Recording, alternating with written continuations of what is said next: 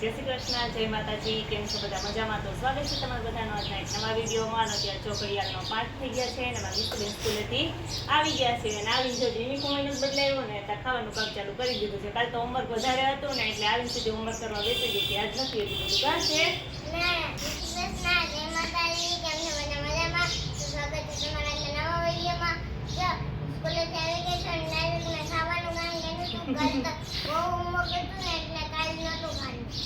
ખાતી હતી તો ખરા હોમવર્ક કરતા કરતા ખાવાનું કામ ચાલુ નતું. ગાંઠિયા ને એવું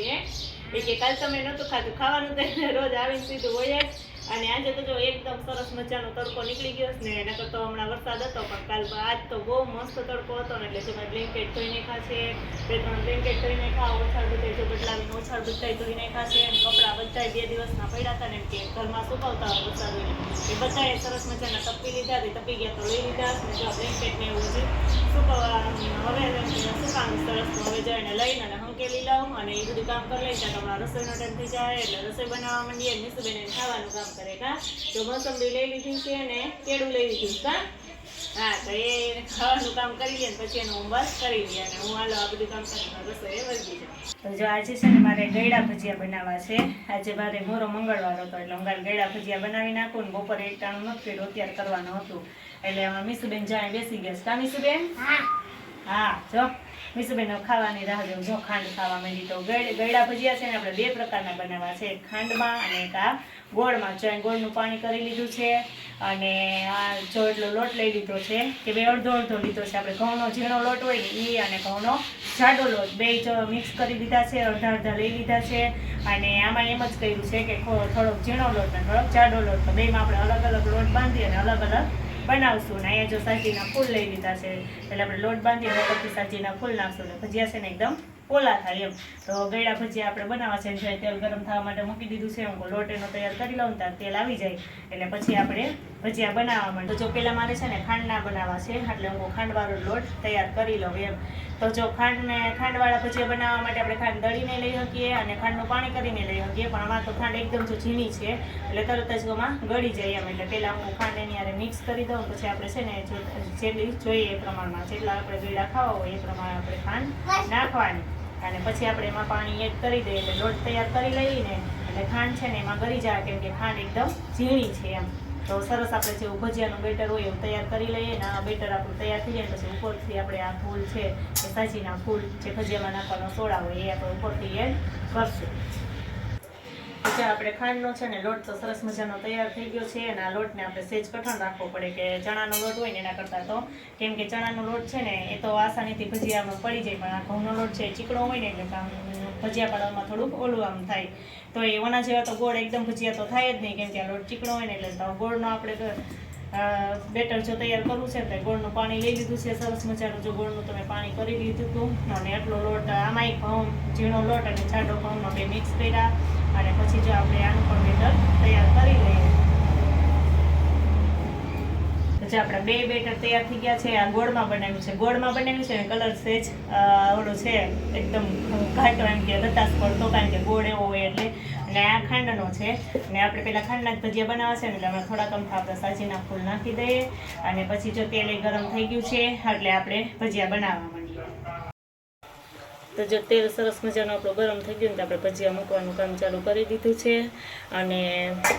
તેલ આમાં છે ને એકદમ આવી જાય ને એવું જ રાખવાનું નકર તો ભજીયા છે ને તેલ પી જાય એમ.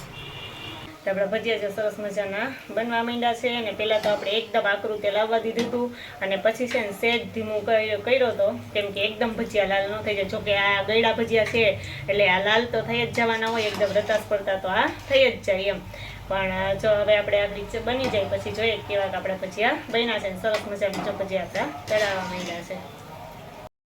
તો જો આપણા ખાંડવાળા ભજીયા બનાવ્યા છે ને તો ખાંડવાળા ભજીયાને જો આપણે એક ઘાણો ઉતારી નાખ્યો અને આ બીજો ઘાણો છે અને